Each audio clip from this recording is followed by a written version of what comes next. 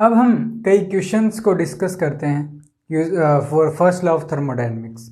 Okay, so इसके अंदर first question हमारा क्या आता है कि हमें n मोल्स दिए गए हैं एक परफेक्ट गैस के।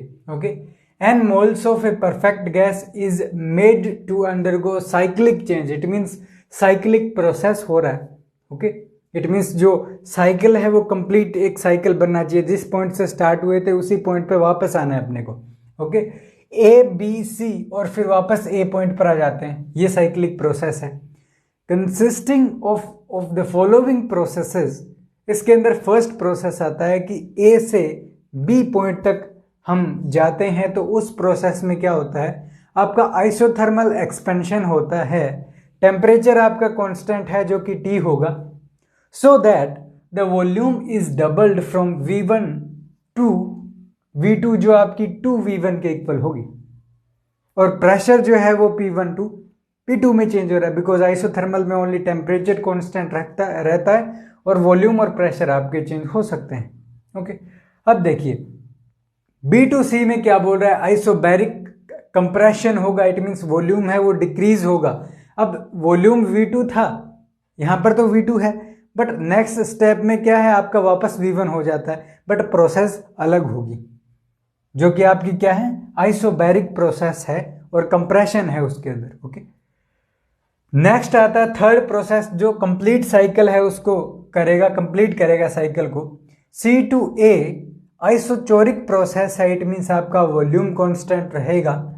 Change leads to change of pressure from P2 to P1, it means P2 से जो आपका यहां पर हो गया था ना प्रेशर चेंज, उसको ये वापस P1 कर देगा।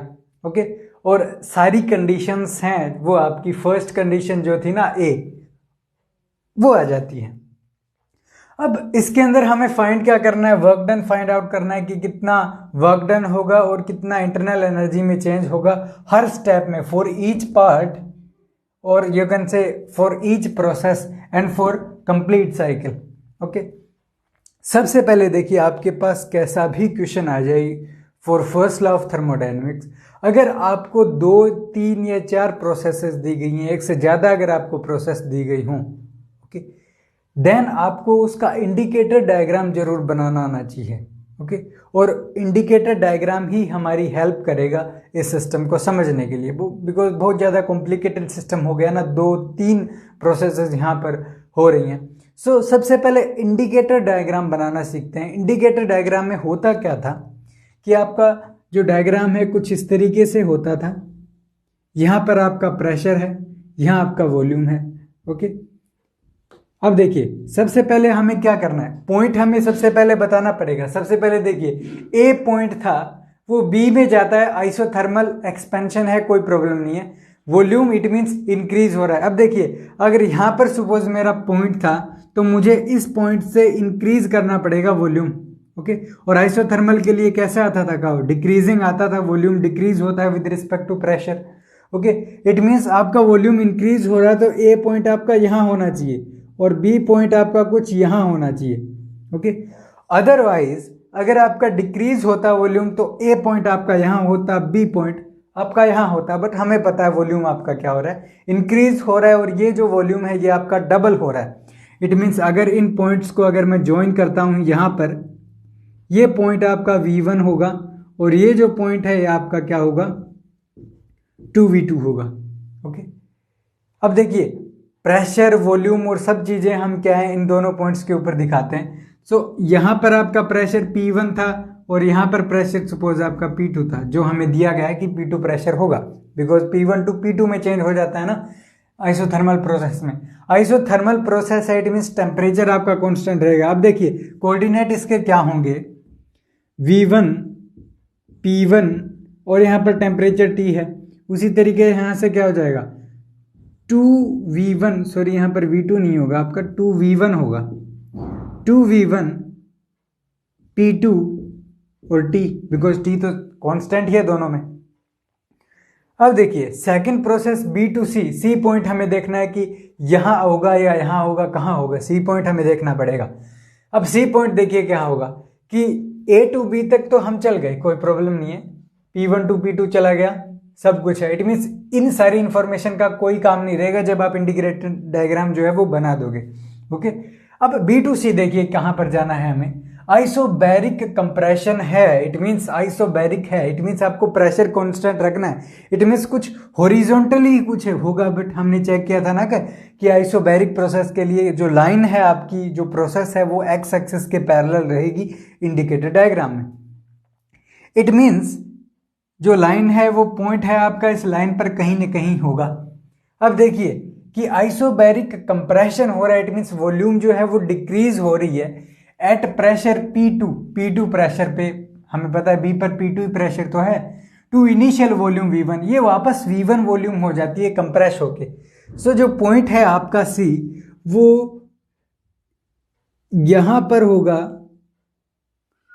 कुछ इस तरीके से, ये C आपका पॉइंट है। अगर C पॉइंट की अगर मैं कोऑर्डिनेट चेक करना चाहूं देन देखिए V1 आपका वॉल्यूम होगा, P2 आपका प्रेशर होगा।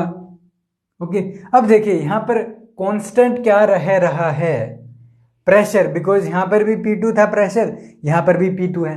इट मीन्स वॉल्यूम चेंज हो रहा है तो टेम्परेचर को भी चेंज होना पड़ेगा। यहां पर टेम्परेचर T है बट यहां कितना होगा वो हमें सबसे पहले चेक करना पड़ेगा। सो यहां से देखिए आइसोबैरिक प्रोसेस जो है, आइसोबैरिक प्रोसेस के लिए क्या होता था, आपका pressure delta P is equal to constant है या फिर delta P is equal to 0 ही हो जाता है। ओके, हमें क्या पता होता है PV इज इक्वल टू क्या होता है nRT, यही तो होती है आइडियल गैस इक्वेशन, इसको फॉलो कर रहा है ये सिस्टम। अब यहां से देखो P जो है वो आपका कांस्टेंट है, ओके कोई प्रॉब्लम नहीं है। सो टेम्परेचर देखिए कितना होगा, T is equal to starting में कितना था PV डिवाइडेड बाई आपका NR, कुछ इस तरीके से ही तो होगा। ओके, बट अब देखिए ये टेम्परेचर का एक्सप्रेशन आ जाता है। हमने यहां पर किया क्या है कि आपका जो वॉल्यूम है वो पहले 2 टाइम्स था, अब हमने उसको क्या किया, हाफ कर दिया। इट मीन्स जो वॉल्यूम था उसका हाफ हमने कर दिया। सो यहां से इतना वॉल्यूम V था, अगर इसका हाफ करेंगे, सपोज ये टेम्परेचर T1 है, सो T2 जो टेम्परेचर है वो PV डिवाइडेड बाई 2NR हो जाएगा ना। इट मीन्स ये आपका T के इक्वल था तो ये आपका T/2 के इक्वल ही तो हो जाएगा। इट मीन्स यहां पर आपका टेम्परेचर T डिवाइडेड बाई 2 होगा। सो ये जो कोऑर्डिनेट है आपको निकालने बहुत जरूरी है ऐसी प्रॉब्लम में, और डायग्राम करेक्ट होना चाहिए इस प्रोसेस में। ओके, अब देखिए अब C2A ऑटोमेटिकली ही एक तरीके से हो जाएगा, बिकॉज C दिया क्या गया, कैसे दिया गया है कि आइसोबैरिक है। हमें पहले बनानी नहीं चाहिए थी ये वाली लाइन, ये तो सिर्फ एक बार बताने के लिए था कि ये इसी वॉल्यूम पे आएगा। बट C2A पर जब जाएगा तो आइसोचोरिक प्रोसेस होगी, इट मीन्स वॉल्यूम कांस्टेंट है, वॉल्यूम V1 ही रहेगा आपका। Okay, lead to change of pressure, pressure जो है वो P2 से P1 होगा, वॉल्यूम V1 सेम रहेगा। टेम्परेचर देखिए, अब टेम्परेचर के बारे में यहाँ पर इंफॉर्मेशन नहीं दिया गया है कोई भी, बट हमें पता है कि A पर ये वापस जब आएगा तो यही प्रोसेस होगा जिसमें वॉल्यूम कांस्टेंट है और टेम्परेचर हाफ था, वो आपका टेम्परेचर T होगा उस केस में। ओके, टेम्परेचर को चेंज होना पड़ेगा, अगर वॉल्यूम कांस्टेंट है, प्रेशर अगर आपका चेंज हो रहा है तो टेम्परेचर को उसके साथ चेंज होना पड़ेगा। ओके, सो ये जो डायग्राम है इससे कंप्लीट एनालिसिस कर सकते हैं उस सिस्टम का। ओके, अब देखिए जो जो क्वांटिटी हमें फाइंड आउट करनी है वो हम चेक करते हैं सबसे पहले। ओके, इन चीज़ों का हमें अब कोई रिक्वायरमेंट नहीं है, ये चीज़ें हम देख चुके हैं कि कैसे आपका जो टेम्परेचर है वो कैसे चेंज होगा। ओके, अब यहाँ से देखिए हमें फाइंड आउट करना है वर्क डन और टोटल जो आपका इंटरनल एनर्जी में चेंज होगा वो। अब देखिए कई आपको बहुत ज़्यादा इंपॉर्टेंट चीज़ें आपको पता होना चाहिए, उनको हम एक्सप्लेन करेंगे, उनको बाद में डिराइव भी करेंगे, जो रिलेशंस आएंगे उनको। बट हमें पता है कि जो रिलेशंस बाद में आएंगे उनका भी हो सकता है यहाँ पर यूज़ करना पड़े। ओके, बट हमें एक बार पता होना चाहिए कि वो रिलेशन क्या थे। सो इसके अंदर 2 इंपॉर्टेंट रिलेशन आते हैं कि आपका जो चेंज इन इंटरनल एनर्जी है वो इज इक्वल टू आपका हो जाता है CV डेल्टा T इंटू आपका टोटल नंबर ऑफ मोल कितने हैं। ओके, उसी तरीके से चेंज इन हीट एनर्जी है वो is equal to CP delta T into number of mole. ये दो रिलेशन है, बहुत इंपॉर्टेंट रिलेशन है, इनको हम हीट कैपेसिटी ऑफ गैसेस के अंदर या फिर आगे डिस्कस करेंगे। बट यहां पर हमें एक बार के लिए पता होना चाहिए कि हाँ ये रिलेशन आते हैं। ओके, और ज़्यादा हम डिटेल में नहीं जाएंगे इन दोनों रिलेशन का, बाद में दोनों को प्रूफ करेंगे। ओके, अब देखिए, अब हमें क्या करना है यहाँ पर, वर्क डन आपको पता ही है क्या होता है, P delta V is equal to work done होता है, कोई प्रॉब्लम नहीं होना चाहिए। ओके, हमेशा यही रहेगा वर्क डन आपका। ओके, और डेल्टा U और डेल्टा Q आपके इस तरीके से रिप्रेजेंट किए जा सकते हैं। और आपको पता ही है कि CP minus CV is equal to कितना होता है, R, मेयर्स रिलेशन बोलते हैं हम इसको। ओके, बट डिटेल में नहीं जाएंगे, बट हमें क्वेश्चन करना हो अगर तो उसमें यूज जरूर करने पड़ेंगे। सो देखिए, सबसे पहले फर्स्ट प्रोसेस है उसके अंदर हम चेक करते हैं कि क्या वैल्यूज आएंगी, कैसे हमें क्या करना है, फाइंड आउट करना है उसके अंदर। सो फर्स्ट प्रोसेस क्या है आपकी, आइसोथर्मल प्रोसेस। सबसे पहले चेक करते हैं वर्क डन कितना होगा। हमने चेक किया था कि वर्क डन का एक्सप्रेशन जो है वो इज इक्वल टू कितना होता है, nRT ln V2 divided by V1, या फिर यहां पर P1 डिवाइडेड बाई P2 कर सकते हो, बिकॉज क्या है P1 V1 is equal to P2 V2 होता है इसोथर्मल प्रोसेस के लिए, वो हमने चेक किया था। बट हमें यहां पर वॉल्यूम चेंज पता है, बिकॉज तीनों कोऑर्डिनेट तो निकाल लिए हैं, तो कोई प्रॉब्लम नहीं आना चाहिए। सो यहां पर देखिए, वॉल्यूम आपका 2V1 है फाइनल। अब देखिए, V2 होगा आपका फाइनल वॉल्यूम कितना है, V1 होगा आपका इनिशियल वॉल्यूम। इसमें दोनों में कंफ्यूज नहीं होना है कभी भी कि V1 क्या होगा V2 क्या होगा। जो फाइनल है वो आपका V2 होगा और V1 जो है वो आपका इनिशियल होगा। अब यहां से चेक कीजिए, ये है 2V1 और ये V1 है। सो इनकी अगर वैल्यू पुट करेंगे तो ये हमारे पास क्या मिलेगा, nRT ln2। ओके, ln2 एक न्यूमेरिकल वैल्यू है, उसको फाइंड आउट कर सकते हो आप। ओके, T टेम्परेचर है यहाँ पर। अगर यहाँ पर टेम्परेचर कुछ अलग होता, सपोज T/2 होता तो T/2 लिखते हैं यहाँ पर, बट T/2 नहीं है, T ही है। Okay, because through out the process क्या है, टेम्परेचर आपका सेम ही है। ओके, अब देखिए, अब अगर आप चेक करना चाहो P1 P2 में रिलेशन तो भी चेक कर सकते हो। कैसे, कि हमें पता है कि P1 इज इक्वल टू क्या होता है, P1 is equal to P1 V1 is equal to P2 V2 होता है ना। ओके, अब देखिए आपका V2 डिवाइडेड बाई V1 जो है 2 है, तो आपका क्या हो जाएगा, यहां से P1 डिवाइडेड बाई P2 भी आपका 2 के इक्वल ही तो होगा। ओके, इट मीन्स यहां पर जो आपका प्रेशर होगा उसका हाफ यहां पर हो जाएगा, तो P2 जो है वो is equal to P1 divided by 2 होगा। हमने यहां पर इसको नहीं एक्सप्लेन किया था, बट आप डायरेक्टली लिख सकते हो कि ऐसा एक्सप्रेशन होगा। ओके, अब देखिए, ये तो आपका वर्क डन निकल गया इस सिस्टम के लिए। इस प्रोसेस में डेल्टा U क्या होगा, वही सेम तरीका कि आपका जो इंटरनल एनर्जी में चेंज है वो NCV डेल्टा T। देखिए, डेल्टा T इस केस में कितना है, 0 है भाई। Delta T is equal to 0। It means ये 0 करते ही इंटरनल एनर्जी में किसी भी तरीके का चेंज नहीं होने वाला। इट मीन्स आइसोथर्मल प्रोसेस में इंटरनल एनर्जी में किसी भी तरीके का चेंज नहीं होता है, ओनली वर्क डन उस सिस्टम में होगा। सो हमने वर्क डन भी फाइंड आउट कर लिया इस प्रोसेस के लिए और डेल्टा U भी कर लिया। अब हमें क्या चेक करना है, सेकेंड प्रोसेस की तरफ मूव करते हैं, जो कि आपका क्या है, B2C प्रोसेस है। ओके, अब B2C प्रोसेस में क्या होगा, देखिए सेकंड प्रोसेस, इसमें दिया गया है कि आइसोबैरिक प्रोसेस है, प्रेशर आपका कांस्टेंट रहता है। ओके, अब इस केस में क्या है, आइसोबैरिक कंप्रेशन हो रहा है at pressure P2 to initial volume. अब इस केस में देखिए वर्क डन हमने क्या चेक किया था कि W is equal to P delta V होता था। P को बाहर निकाल सकते हैं बिकॉज क्या है, आइसोबैरिक है, प्रेशर कांस्टेंट है। तो यहां से आपका कितना आ जाता था P, और यहां से V2 माइनस V1 आता था, फाइनल माइनस इनिशियल वॉल्यूम कितना है। वही तरीका हमें यहां पर करना है। अभी देखिए कि वर्क डन कितना होगा, यहां से यहां आ रहे हैं, प्रेशर आपका कांस्टेंट है, वॉल्यूम में चेंज ही तो फाइंड आउट करना है। यहां पर इनिशियल जो कि V1 होगा, इनिशियल वॉल्यूम के कितना है 2V1, और फाइनल वॉल्यूम कितना है V1 जो कि इस पॉइंट पे होगा। इट मींस आइसोबैरिक कंप्रेशन पहले से ही दिया गया, वॉल्यूम कंप्रेस होगी। It means final minus initial जो है वो नेगेटिव होगा। कितना होगा, वो होगा आपका, अब यहां से माइनस करेंगे तो V1 आ जाएगा, सो माइनस P V1, यही तो है। सो हमने वर्क डन भी चेक कर लिया।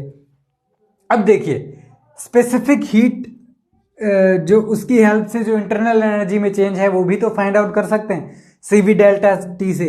Okay, CV delta T, delta T देखिए कितना है, N से भी मल्टीप्लाई करना होता है यहां पर, सो N से यहां पर मल्टीप्लाई कर देते हैं। N CV डेल्टा T देखिए कितना है, डेल्टा T किस प्रोसेस में, B2C प्रोसेस में।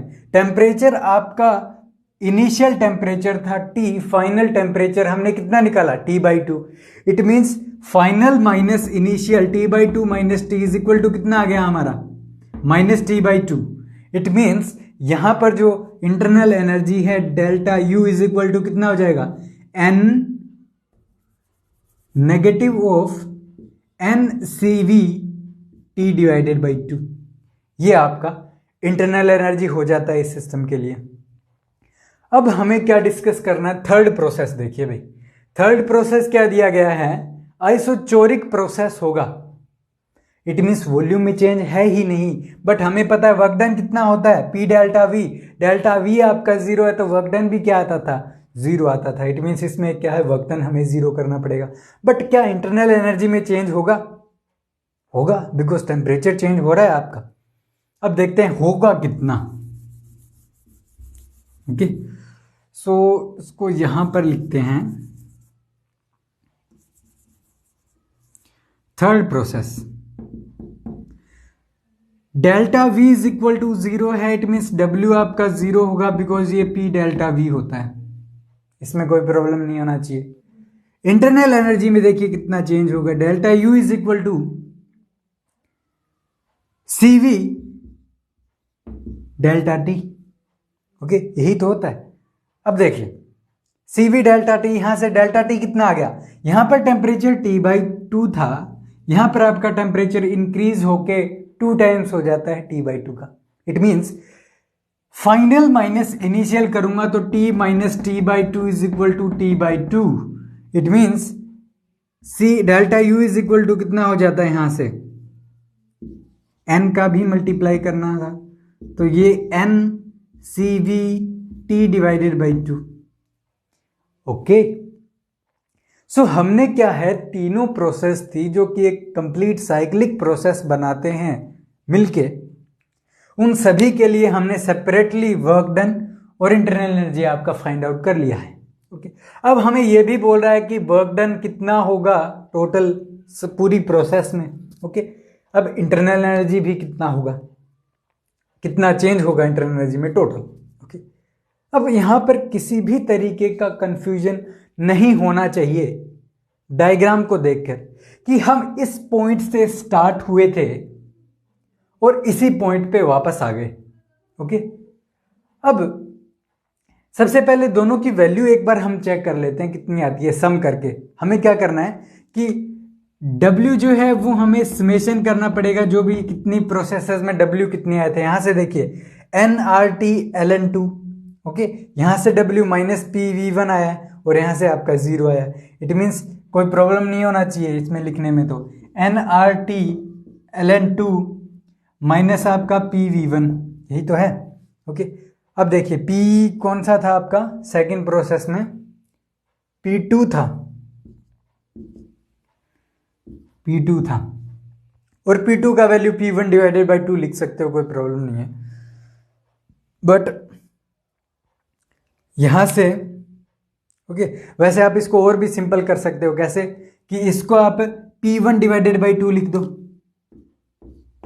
ओके, P1 V1 किसके इक्वल हो जाता है? यहां से हमें आइडियल गैस इक्वेशन पता होती है ना, क्या कि P1 V1 is equal to nRT1, यही तो होता है। और T1 क्या है हमारा? T ही तो है। ओके, अब P1 V1 is equal to nRT, so यहां से आप वैल्यू भी पुट कर सकते हो nRT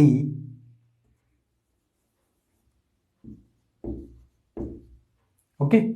सो कोई प्रॉब्लम नहीं होना चाहिए, आप किसी भी तरीके से एक्सप्रेशन चेंज कर सकते हो, nRT को कॉमन लेके ln2 माइनस 1 डिवाइडेड बाई 2 कर सकते हो। ओके, सो उसमें कोई प्रॉब्लम नहीं होना। अब यहां पर जैसे ही आप वैल्यू पुट करोगे ln2 की, तो आपको वैल्यू ये पॉजिटिव मिलने वाला है। ओके, अब ये जरूरी नहीं है कि वैल्यू पॉजिटिव ही आएगा, हो सकता है नेगेटिव भी आ जाए। ओके, हमें पता है पॉजिटिव और नेगेटिव का मतलब क्या होता है। पॉजिटिव वर्क डन होता है कि वर्क डन जो है उस सिस्टम ने किया है। ओके, और नेगेटिव आता है इट मीन्स हमने सिस्टम के ऊपर वर्क किया है। ओके, सो उसमें किसी भी तरीके का आपको क्या है, डाउट नहीं होना चाहिए। ओके, इट मीन्स ये जो सिस्टम है हमें वर्क करके देगा, न कि हम इसके ऊपर वर्क कर रहे हैं। ओके, अब देखिए डेल्टा यू चेक करते हैं, टोटल कितना आएगा। डेल्टा यू यहां से आपका 0 था, यहां से माइनस NCV/T डिवाइडेड बाई 2 और यहां से NCV डिवाइडेड, इट मीन्स ये आपका 0 हो रहा है। ओके, अब कंक्लूजन क्या निकला दोनों रिजल्ट से टोटल में, बिकॉज अलग अलग प्रोसेस थी, तो हमने अभी तक कॉन्सेप्ट पढ़े हैं उनकी हेल्प से जो भी वर्क डन या फिर इंटरनल एनर्जी था वो हमने फाइंड आउट कर लिया, कोई प्रॉब्लम नहीं है। बट यहां पर एक इंपॉर्टेंट पॉइंट है, देखिए हम इस पॉइंट से स्टार्ट हुए थे और डिफरेंट पाथ लेके हम इसी पॉइंट पे वापस आ गए। सो इसके अंदर ये जरूरी नहीं है कि आपने कुछ काम नहीं किया या फिर सिस्टम ने हमें किसी भी तरीके का वर्क नहीं करके दिया। ओके, बट यहां से हमें क्या मिल रहा है, आपका इंटरनल एनर्जी जो है उसमें किसी भी तरीके का चेंज नहीं है।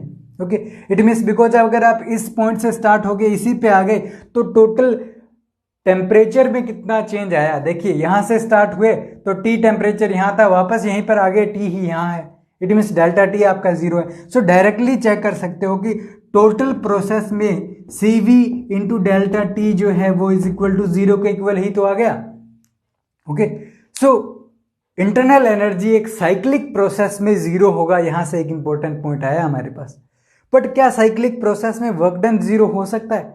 ओके, अब हमने तो चेक कर लिया भी, हाँ वर्क डन तो 0 नहीं आ रहा, पॉजिटिव आ सकता है, नेगेटिव भी आ सकता है। ओके, अब देखिए ऐसा होगा क्यों।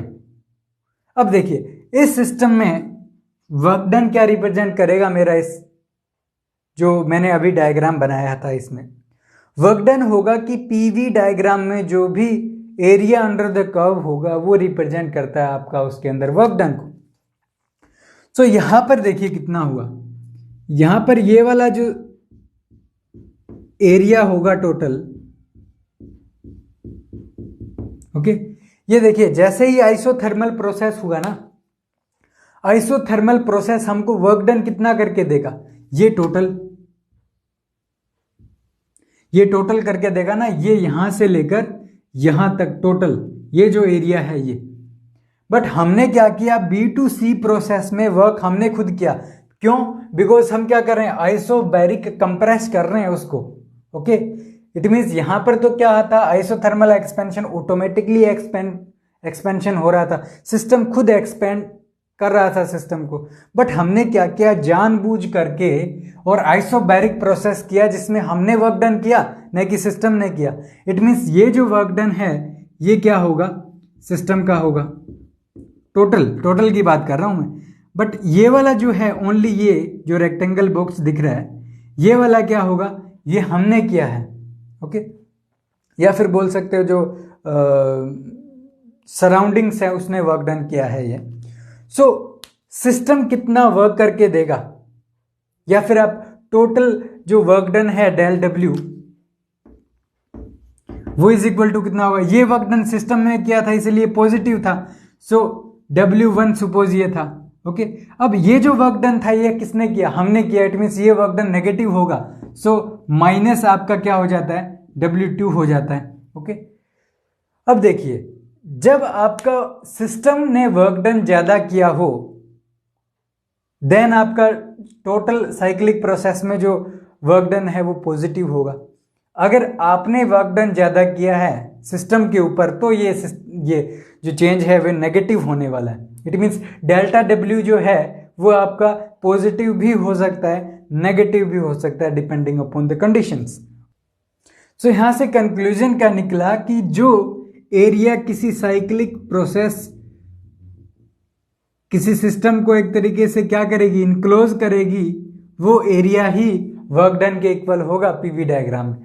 सो टोटल वर्क डन हमें ये मिला जो कि सिस्टम करके दे रहा था। ओके, और अगर कोई एरिया बाहर मिलता है उस क्लोज्ड पाथ से, ओके, अगर सपोज ये वाला नीचे वाला एरिया इस वाले एरिया से ज्यादा होता देन हम क्या कह सकते थे कि ये जो नीचे वाला एरिया कहाँ लाई कर रहा है, इस क्लोज पाथ के बाहर लाई कर रहा है। इट मीन्स आपका जो सराउंडिंग है वो वर्क कर रहा है, न कि सिस्टम। ओके, सो इस तरीके से हमने क्या इस कंप्लीटली एक्सप्लेन कर दिया, जो कि एक बहुत इंपॉर्टेंट क्वेश्चन है related to first law of thermodynamics. Okay, so आपको यहाँ से बहुत हेल्प मिलने वाली है कि कैसे हम जो इंडिकेटर डायग्राम है वो बनाते हैं, कैसे आप इंटरनल एनर्जी में चेंज फाइंड आउट करोगे, कैसे वर्क डन आप फाइंड आउट करोगे। ओके,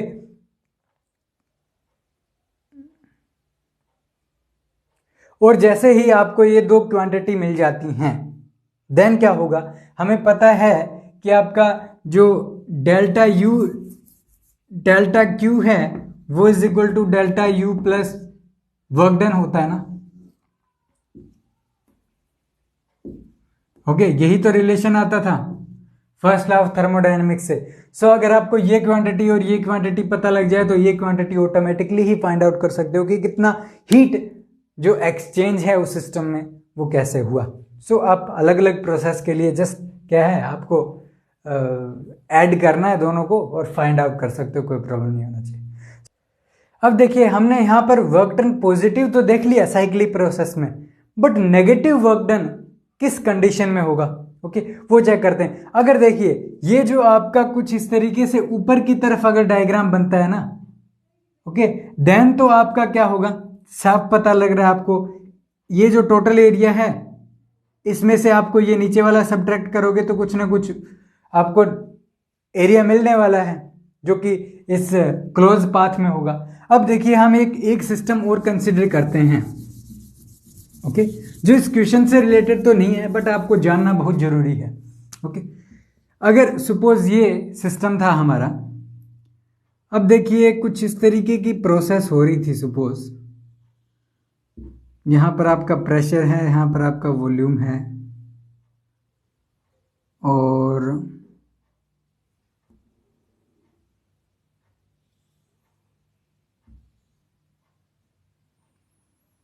ये आपका ए पॉइंट था, ये बी पॉइंट है और ये सी पॉइंट है।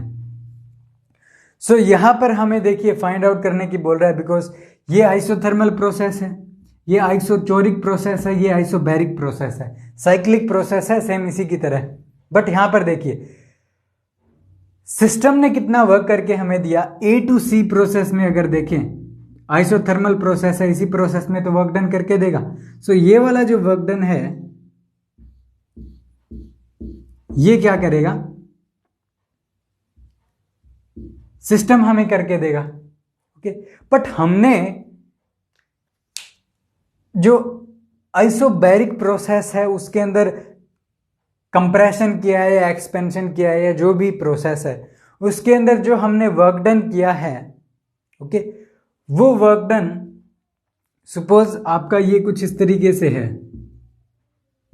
ओके, कुछ इस तरीके से आप मूव कर रहे थे, जैसे इसमें क्या है आप कुछ इस तरीके से मूव कर रहे थे।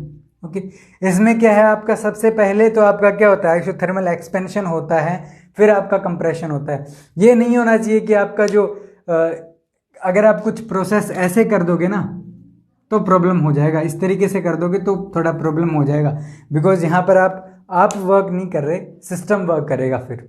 ओके, सो उसमें हम ज़्यादा डीपली नहीं जाएंगे, बट यहाँ पर देखिए आप कि यहाँ पर सिस्टम ने हमें इतना वर्क करके दिया, हमने इस सिस्टम को कंप्रेस करने के लिए कितना वर्क किया, ये देखिए बी टू सी किया, तो एरिया अंडर द कर्व जो रेक्टेंगल हमें दिख रहा है ये total. Okay, so it means अगर हम इक्विवेलेंट फाइंड आउट करना चाहते हैं कि टोटल कितना होगा, देन देखिए इस वाले एरिया में से, ये टोटल एरिया में से ये वाला अगर सब्ट्रैक्ट कर दूं तो ये वाला एरिया बच जाएगा ना, और जो कि क्या है इस लूप से बाहर है। इट मीन्स ये जो वर्क डन है ये हम कर रहे हैं, न कि सिस्टम हमें करके दे रहा है। यहाँ पर जो है, यहाँ पर W2 जो है, जो कि हम वर्क कर रहे हैं सिस्टम के ऊपर, वो हमारा क्या है, ये रेक्टेंगल वाला एरिया जो कि बड़ा हो जाएगा W1 से, और W1 आपका क्या है, ये वाला है।